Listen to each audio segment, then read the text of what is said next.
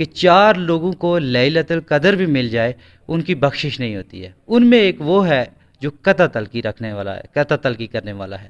اب ہمارے سماج میں بہت سے لوگ ایک دوسرے کے ساتھ قطع تعلق ہے، ناراض ہیں۔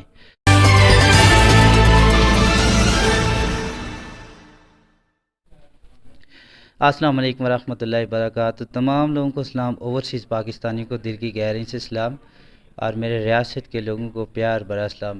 محترم ناظرین، آج رمضان المبارک کا یہ تیسرا جمعہ تھا، اور غالباً آج 20 رمضان المبارک کی مبارک چل رہا ہے ساؤتھ ایشیا میں، وہیں مڈل ایسٹ میں 21 چل رہا ہے، اور آج ساؤتھ ایشیا میں آج پہلی طاق رات ہے۔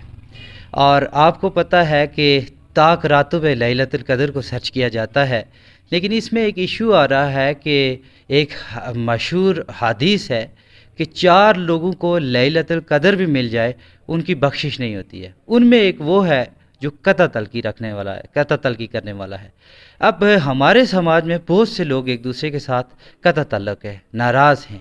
تو میرے کیمرے کی زینت بنے ہیں، آپ نے دیکھ لیا ہے، LA14 دھیرکوٹ کی ایک معروف شخصیت ہے، معروف عالم دین بھی ہے، سیاسی سماجی شخصیت ہے، مولانا ریاض عباسی صاحب میرے کیمرے کی زینت بنے میری ریکویسٹ پر۔ مولانا صاحب، آپ کا میں شکریہ ادا کرتا ہوں۔ جیسا کہ ناظرین کے سامنے یہ بات میں رکھ چکا ہوں کہ آج ساؤتھ ایشیا میں پہلی طاق رات ہوگی، اور قطع تلقی کے بارے میں بھی میں بتا چکا ہوں لوگوں کو، تو آپ قرآن و حدیث کی روشنی میں بتائیں گے کہ قطع تلقی کے بارے میں اسلام کیا کہتا ہے؟ بسم اللہ الرحمن الرحیم۔ سب سے پہلے میں آپ کا شکریہ ادا کرتا ہوں کہ انتہائی مبارک موقع پر یہ رمضان شریف کا دوسرا عشرہ اختتام پذیر ہونے والا ہے، اور آج کی رات طاق رات ہے۔ طاق راتوں کا مقصد لیلۃ القدر کی تلاش ہے، اور اللہ رب العزت کا قرب حاصل کرنے کے لیے روحانی جد و جہد ہے، اور جہاں پر اللہ رب العزت کے انعامات سے لوگ مستفید ہوتے ہیں اور روحانی فیض و برکات ان کو نصیب ہوتے ہیں، وہاں پر کچھ ایسی چیزیں ہیں کہ جو اس کے درمیان میں رکاوٹ بن جاتی ہیں، اور انسان اللہ کی اس رحمت سے محروم ہو جاتا ہے۔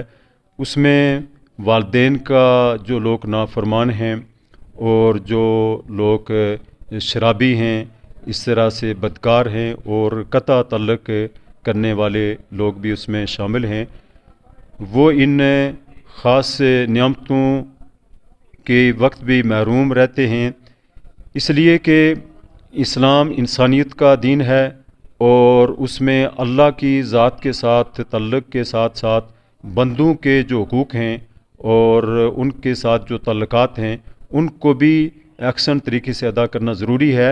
اور چونکہ قطع تلقی دل کے اندر انتہائی قسم کی جو قدورت ہے اور بغض اور حسد ہے، یہ ویسے بھی حسد جو ہے وہ نیکیوں کو کھا جاتا ہے، یہ ایسی روحانی بیماریاں ہیں کہ ان کی موجودگی میں ظاہر ہے کہ اللہ رب العزت کا جو انعام ہے وہ ایسے برتن میں نہیں داخل ہو سکتا ہے جس میں قدرت ہے، اور اس حد تک ہے کہ رشتوں کو تو پالنے کا اسلام نے سبق دیا ہے، بلکہ جو لوگ رشتہ داروں کے ساتھ حسن سلوک کرتے ہیں ان کی عمر کے اندر جو ہے وہ برکت ہوتی ہے۔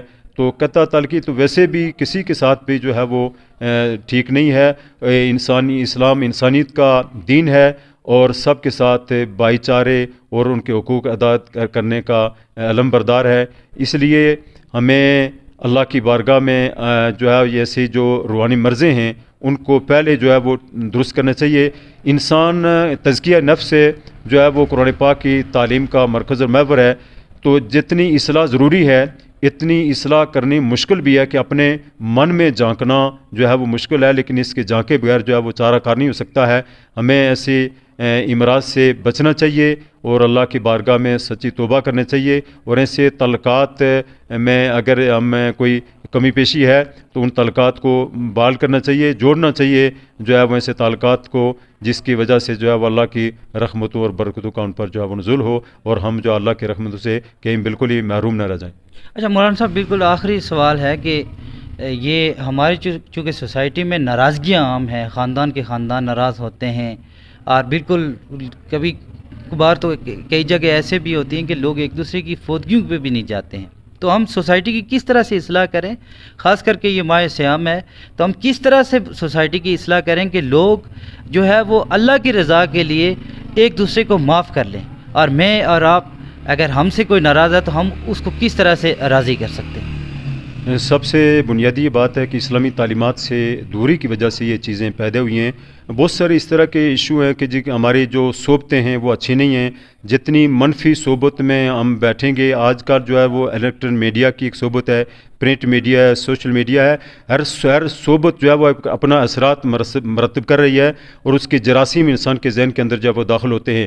لہذا اولیاء کرام نے اس کے لیے فرمایا کہ نیک لوگوں کی جو صحبت ہے وہ اختیار کی جائے, قرآن پاک کی تلاوت وہ صحبت اختیار کی جائے, حدیث مبارکہ کی حدیث مبارکہ کے ساتھ تعلق قائم کیا جائے, اسلامی لٹریچر کا مطالعہ کیا جائے, اور بڑے بڑے جو عظیم فقرین ہیں ہم سیاسی وابستگیوں سے بالا طاق ہو کر کے ان کو ہم سنیں, اور بڑی فکری اور روحانی جو ہے وہ گفتگو ہوتی ہے. تو میں سمجھتا ہوں کہ کافی حد تک ہمیں اس سے چھٹکارا مل سکتا ہے. بنیادی طور پر ہم اسلام کے آفاقی پیغام سے دوری کی وجہ سے یہ ہماری جو مرضیں ہیں, اور چھوٹی چھوٹی باتوں پر ہمارا مسلمان کا ایک فرد کا قد کاٹ تو بہت بڑا تھا, لیکن ہم نے خود اپنے قد کاٹ کو جو ہے وہ چھوٹا کر لیا ہے.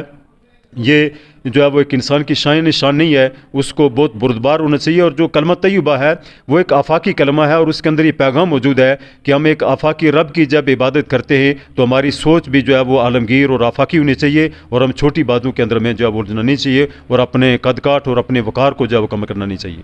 محترم ناظرین, آپ نے مولانا ریاض عباسی صاحب کے جذبات سنے ہیں. ہمارا پیغام یہی ہے کہ آپ لوگ اللہ کی رضا کی خاطر آئیے, آج ہم صلح کر دیتے ہیں. جو لوگ ہم سے ناراض ہیں تو ہم ہی ہار مان لیتے ہیں, ہم ہی کہتے ہیں جی کہ آپ صحیح ہیں, آپ جو ہے وہ ٹھیک ہے, ہم غلط ہیں. تو آگے بڑھ کے ہم جو ہے وہ ہماری سوسائٹی میں بہت سے لوگ ایک دوسرے کے ساتھ ناراض ہیں, لیکن وہ یہ جان لیں, وہ یہ سمجھ لیں کہ آپ کو اگر لیلۃ القدر بھی ملے گی, آپ کی بخشش و مغفرت نہیں ہوگی. یہ اللہ کا فرمانا, یہ حدیث کا مفہوم میں نے اور مولانا صاحب نے آپ کے سامنے رکھا ہے.